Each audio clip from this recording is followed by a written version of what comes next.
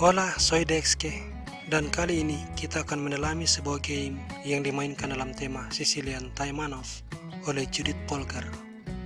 Bisa dibilang ini adalah sebuah game immortal. Lawan Polgar di sini adalah Grandmaster legendaris Alexei Sirov yang memulai permainan dengan E4. Judith menjawab C5, Sicilian Defense, kuda F3, dan E6. Sesudah D4, pion makan, kuda makan. Judith menempatkan kuda di C6, memasuki teritori dari Sicilian Taimanov. Kuda C3 dan D6, mengontrol sejumlah petak di baris kelima, dan dengan demikian membatasi pergerakan kuda putih. Alexei Sirov membalas dengan langkah agresif G4. A6 dimainkan kembali, sebuah langkah yang didesain untuk membatasi aktivitas perwira lawan. Gajah E3 dan sebuah langkah posisional kuda G E7. Maksud dari langkah ini, jika menteri D2 bersiap rokade ke sayap menteri, kuda makan kuda melakukan pertukaran sesuai dengan hukum posisional yang berlaku dalam Sicilian Defense, yakni semakin berkurang perwira semakin baik bagi hitam. Putih pasti akan melanjutkan dengan gajah makan kuda dan kuda ke C6. Setelah gajah mundur, gajah E7, dan posisi cenderung sama kuat.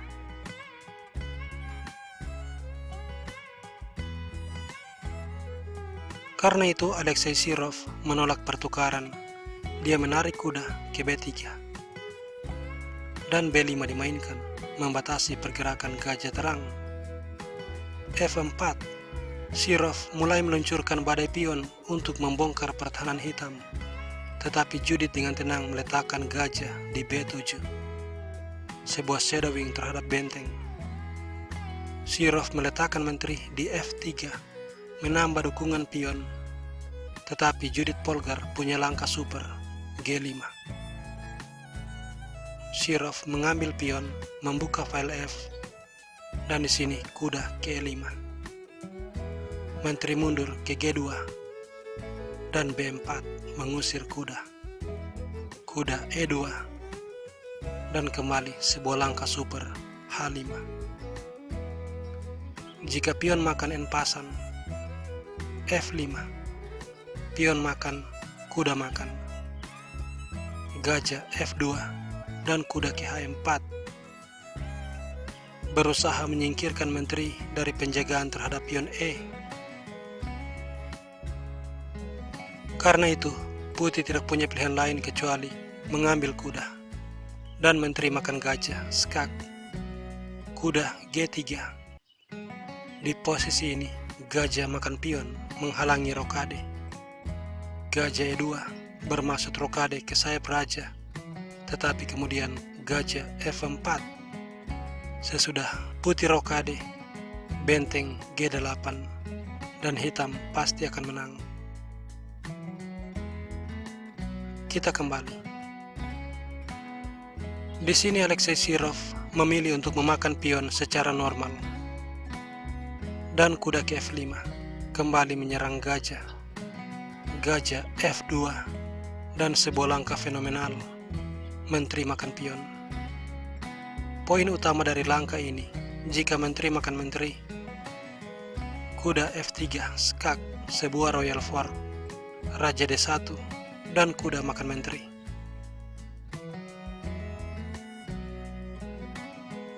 Sirov melihat hal ini, maka dia meletakkan kuda di A5, melakukan serangan balik. Tetapi lagi-lagi sebuah langkah brilian dari Judith Polgar, kuda E3. Jika menteri makan menteri, kuda F3, skakmat. Jika gajah makan kuda, menteri makan, dan sesudah kuda makan gajah, kuda F3 skak. Raja D1, menteri D2, skakmat.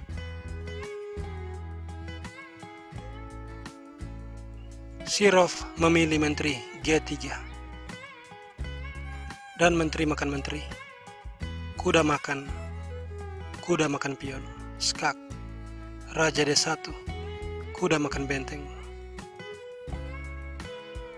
Kuda makan gajah.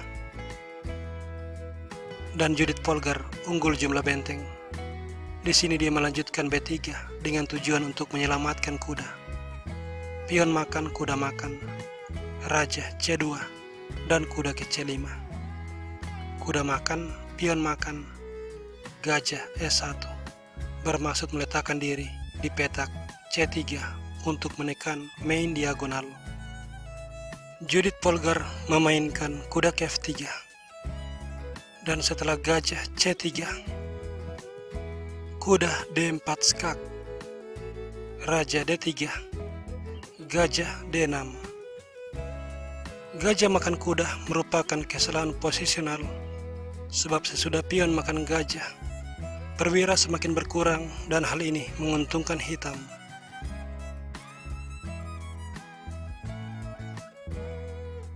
Maka gajah G2 dimainkan dan gajah E5. Setelah raja C4, raja E7 menghubungkan kedua benteng. Benteng A1, kuda ke C6, mengadu gajah, dan sampai di sini Alexei Sirov menyerah dikarenakan sesudah gajah makan gajah, kuda makan, raja makan pion, dan benteng H ke petak D8 mengancam untuk menempati baris kedua. Kuda F1 mengawal baris kedua, tetapi kemudian benteng A C8 skak.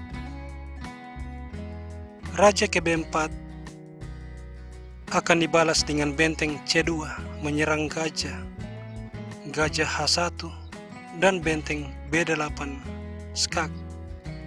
Raja A4, benteng makan pion. Hitam pasti akan menang.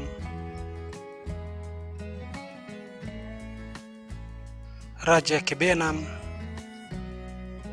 akan berhadapan dengan benteng B8 dan putih akan terkena skakmat apapun langkah yang dia pilih.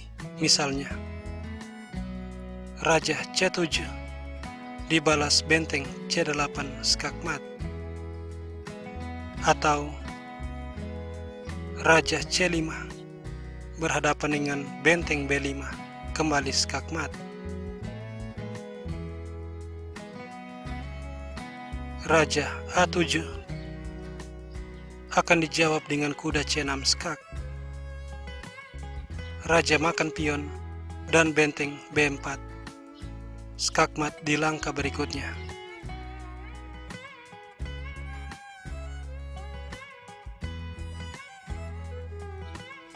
Raja makan pion juga akan bernasib sama setelah benteng makan pion mengancam skakmat. Raja A7 dan kuda ke C6 skak. Raja A6, benteng A8 skakmat.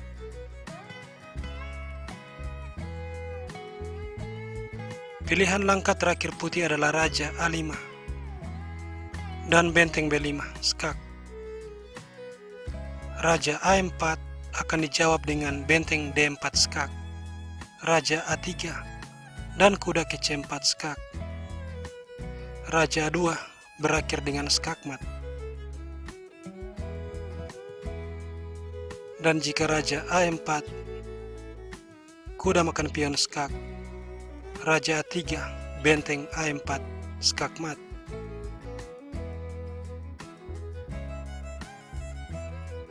Jika raja makan pion, putih akan terkena skakmat dengan pola yang sama seperti yang sudah kita lihat sebelumnya, yakni benteng makan pion mengancam skakmat, raja A7 dan kuda ke C6 skak. Raja A6, benteng A8 skakmat.